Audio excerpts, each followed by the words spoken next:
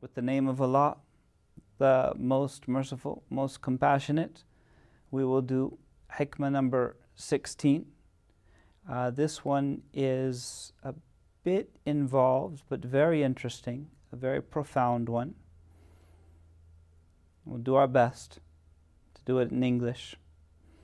Bismillahir Rahmanir Rahim. He says, كيف يتصور أن يحجبه شيء وهو الذي أظهر كل شيء. How is it imagined that Allah be veiled, covered, hidden by anything, and He is the one who has made everything visible. He is the one who's made everything manifest. So we're aware of the name of Allah, al-Zahir, the manifest, right? The one who is profoundly present and making Himself known, and the complementary name of Allah, al-Batin, the hidden, the one who is unseen.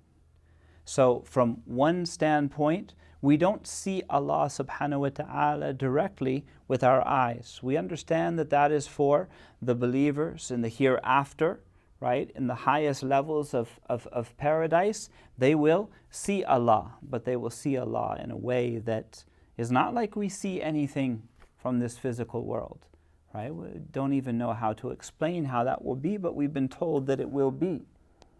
So there is a interplay going back and forth, right? Allah is manifest to the heart and consciousness of the believer, right? The believer in the station of spiritual excellence or ihsan, right, may be very, very aware of the presence of Allah, and this is a form of Allah being manifest in Zahir.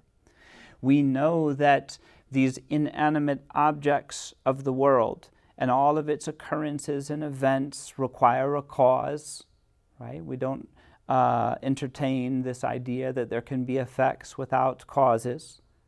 What is that cause?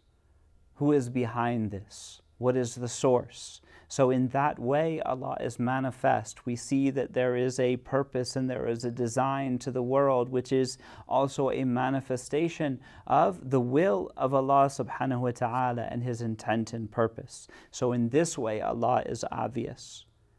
In other ways, Allah subhanahu wa ta'ala is hidden from the dimension that behind these occurrences and events of this world and this life, there must be a cause that perhaps we don't see, but we're confident must be there.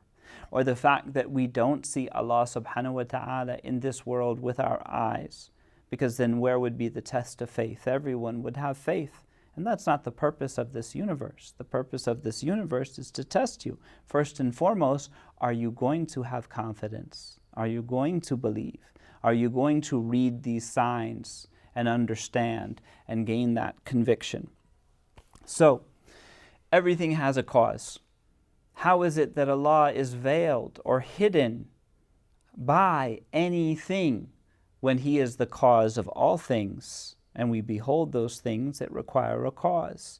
Then he says, how can it be imagined that He be hidden by anything, وَهُوَ الَّذِي ظَهَرَ بِكُلِّ شَيْءٍ, when He is the one who is manifested, whose presence is announced and made known when we see all of these things that are dependent on Him as their cause to exist.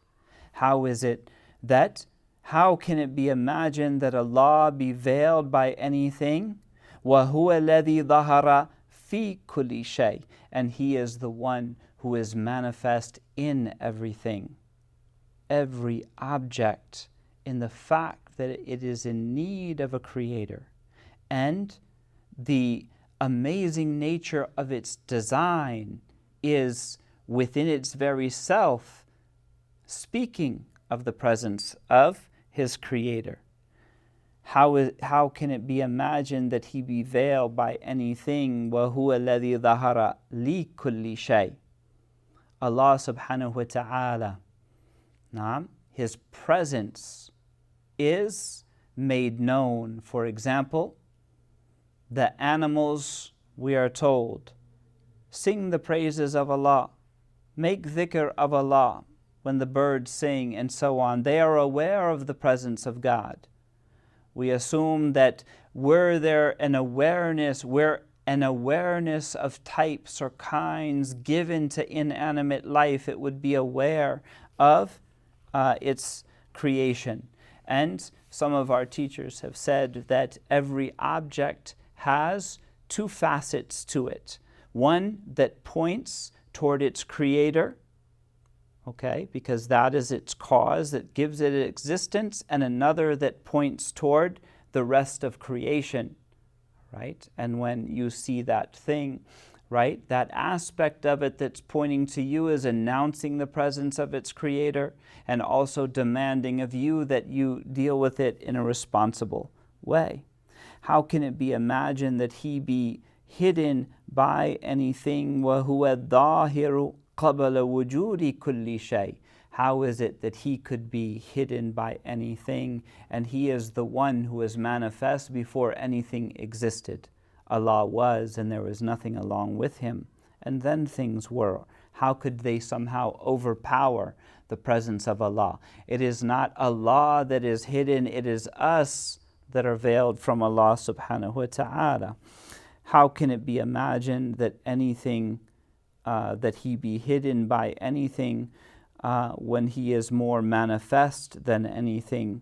How can it be imagined that he be hidden by anything? وَهُوَ الْوَاحِدُ الَّذِي لَيْسَ مَعَهُ شَيْءٍ.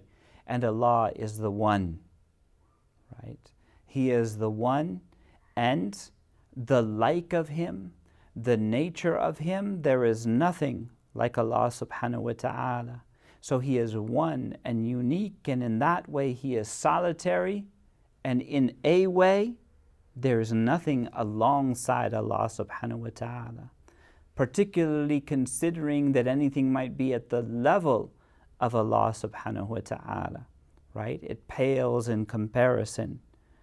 How can it be conceived that Allah be hidden by anything other than himself? وَهُوَ أَقْرَبُ إِلَيْكَ مِنْ كُلِّ شَيْءٍ. And he is closer to you than anything, right? He's closer to you than your jugular vein. He knows you more intimately than you know yourself. And we'll close this out. كيف يتصور أن يحجبه شيء ولولاه ما كان وجود كل شيء. How can it be imagined that he be hidden by anything, and were it not for him, nothing would have been? يا عجبا كيف يظهر الوجود في العدم. How amazing is it that any type of existence show itself forth from non-existence.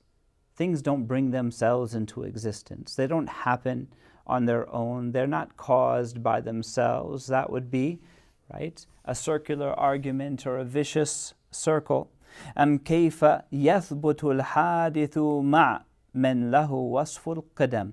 And how is it that anything that is an event preceded by non-existence, there was a time when it wasn't and now it is, how is it that it can be affirmed in existence alongside or at the same level of something, Allah subhanahu wa ta'ala, that always was, is, and will ever be?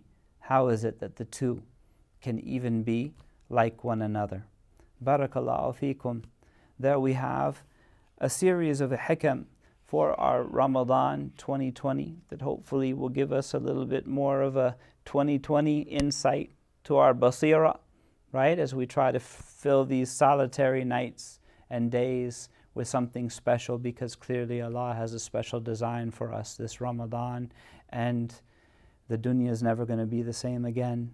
We are not going to be the same again. We will return to a type of normality, right? Insha'Allah, but it won't be the same normality. Insha'Allah, we're going to gain something more from it. Ayyadakum Allah. Ahsan Allahu ilaykum. May Allah increase you in ihsan and spiritual excellence and awareness and presence and consciousness. From everybody here at Bayan, a beautiful Ramadan to you all. Don't forget us in your prayers, and we're not forgetting any of you. Assalamu alaikum. Peace and blessings to everyone. Wa rahmatullahi wa barakatuh.